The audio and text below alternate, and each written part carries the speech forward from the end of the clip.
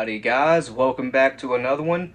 We're doing yet another 16 gauge TSS assembly. Now I did one recently, but it was intended for waterfowl, not turkey, but it could be used for turkey too if you wanted it to be. It was 7/8 ounce at 9s. I wanted to use 8s, but I don't have any 8s, so I had to settle for 9s. This time we're using 9s on purpose. This is 1 3/8 intended for turkey. So this is not a published recipe, although it is based off of one. The original was, I believe, 9,500 or 9,900 psi, and right about 1,000 FPS. What I've done to it is I increased the powder charge 1.5 grains and dropped the 1.5 ounce payload down to 1 3/8. So increased powder charge just a little and brought shot weight down just a little. It should, hopefully, if my experience here works out, should be moving about 1100 FPS and still about 10,000 PSI. So this one is actually very, very simple. Not a lot going on with it. We're not using a Mylar wrap. I believe the one that I fired, which you guys will see at the end of this video, had a Mylar. I don't really think it needs it. The wad we recovered looked perfect. I don't think it really needs the Mylar wrap, but the components we're using is a brand new primed Shadat 2 3/4 inch 16 gauge hole, the CSD 16 wad. I slid it 4-pedal full cut. If you have a ported choke, maybe do 4-pedal 3/4 or half cut. That would tighten the pattern up, although the pattern we got, it didn't really need tightened up. There was a few fires, not many, and it was overall to our liking. Can't really complain about it. It was nice and tight. After the wad, we are using, I'm trying to find, there it is, wad slitter. I'll be needing that in a second. We are using 3 20 gauge 1/4 inch felt wads. Now I remember putting 2 in here, but the haul that we patterned said 3, so I'll try 3, although I'm pretty sure it was 2 I used. So we're using this one today. Number of the day is 23. It was 21.6, but as of right now, it's 23. Of course, we're using TSS 9s here. If you wanted to use 8s, use 8s. Use 8.5, use 10s. I'm sure it'll all work out just fine. Shot size doesn't matter. What matters is the overall payload weight for a given shot material. This is TSS. Takes up very, very little room in the hull. You try to get 1 3/8 of lead in here. What you need to do for it is, I'm not sure what the PSI on that would be, but there is data for 1 3/8 and 16 gauge of lead. You need the CSD 16 1/4 inch of felt, and then 1 3/8 will fit. But no, this needs at least 2. Probably 3, because the data I had on the hull again said 3, but I remember putting 2 in for sure.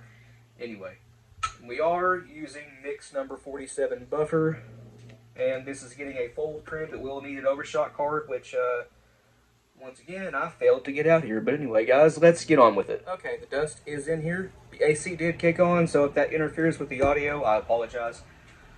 I know that this is really hard to find right now, but it's still out there. It's just really hard to get it. If you don't have any, or you don't want to use what you do have, or just, can't find any, what I suggest getting is this. This is slower than that. You have to use a little bit more of it, but it should yield even lower PSIs, and you can do heavier payloads, more velocity.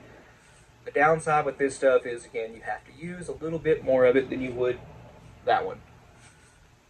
Long shot back here.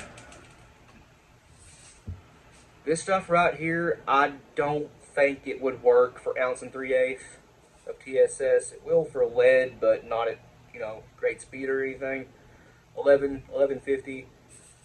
It might work, but not sure about it. I personally wouldn't use it. I'd just stick to the other 2. Anyway, moving on, we need to slit this wad.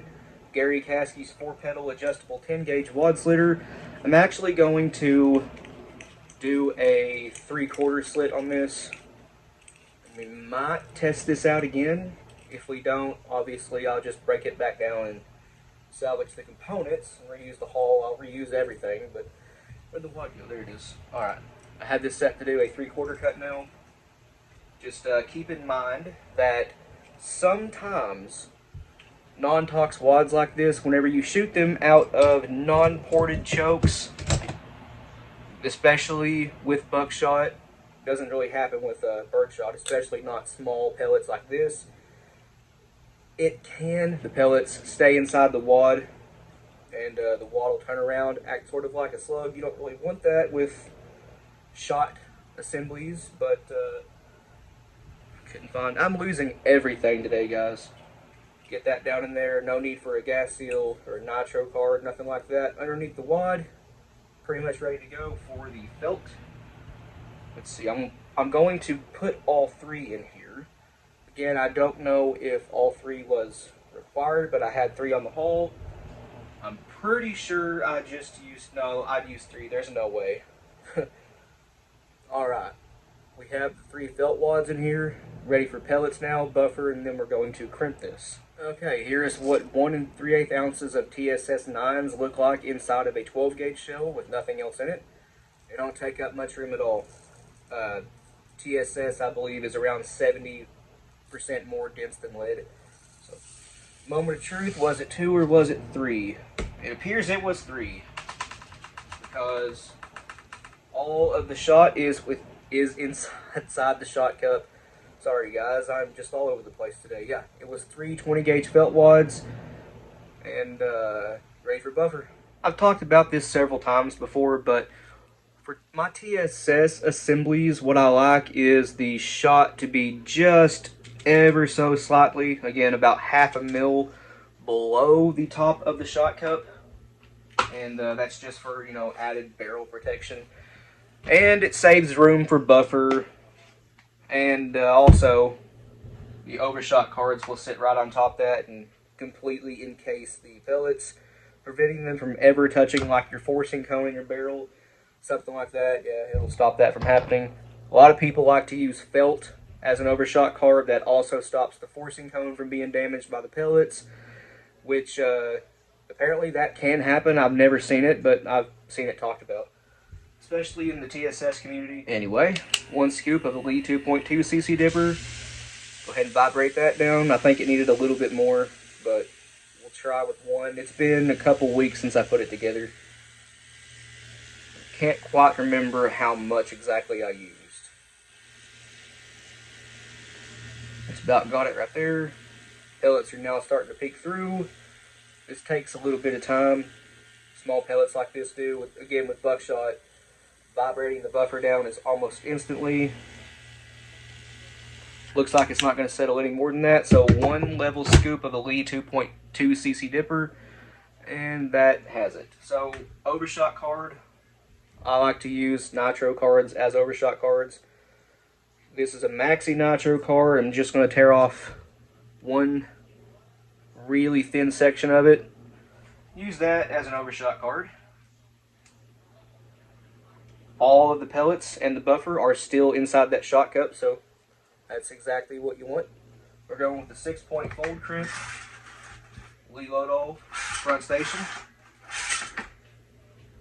As always, looks really nice. Got Rebasator, also known as the middle crimp. And that's what it does. It gets the hull ready for the final crimp. It creates a crease all the way around it to make it look like a factory shell when you're done. I like a little bit more than that. So that should have it right there, and it sure does. Now, ready for a final crimp. Just out of curiosity, you guys watching this, are you watching this because you're interested in 16 gauge and maybe wanting to try this yourself? Or are you just watching this because you like watching us? I know some people have said they only watch videos that are pertaining to what they do, like all they do is 12 gauge, they'll only watch the 12 gauge videos, or they only do 20 gauge, they only watch 20 gauge videos. Same with 10. The 16 gauge here, I know, doesn't get as many views as the other videos. Not that we care, we still enjoy doing this. But those of you that are watching this video, are you watching it just because you like watching us, or are you here for just the 16 gauge. Personally, 16 gauge is my favorite gauge. A little bit more final crimp on that. I love 16 gauge. I love making videos about it. That crimp right there looks perfect, and we have not hit this with the BN2 yet, but yeah, 16 gauge is my absolute favorite. Alright, end result here. We basically have a perfect shell. Ain't nothing wrong with it. That is a beautiful crimp right there. It looks factory, or actually better than a lot of factory shells. But yeah, that's pretty good. Has a beautiful taper on it, as you can see right here. No castling, no waviness, not lopsided. Ain't nothing wrong with that at all. And that's all thanks to, again, the Rabasator and the BN2. The Lee Lodahl can do pretty good on its own, but in combination with those fancy Italian tools, you end up with perfect shells. Here's a 12 gauge. Yep, it's white, which are really hard to find, white holes in 12 gauge, but it's buckshot. The crimp on that one looks identical, really, really well formed. No complaints there. It's a good looking shell. Fault me if you want, but I just really enjoy a good fold crimp. Anyways, guys, I've rambled on enough. Please like and subscribe. We always appreciate that. If you have any questions or comments, leave them down in the comment section below, and we'll get back to you. And if you want to, go check out our Patreon. It's as low as $1 a month. You guys get early access to content. A link to that, as well as a link to our Instagram, Rumble, and merch store will be in the description below. But other than that, you guys take it easy. We'll see you in the next one.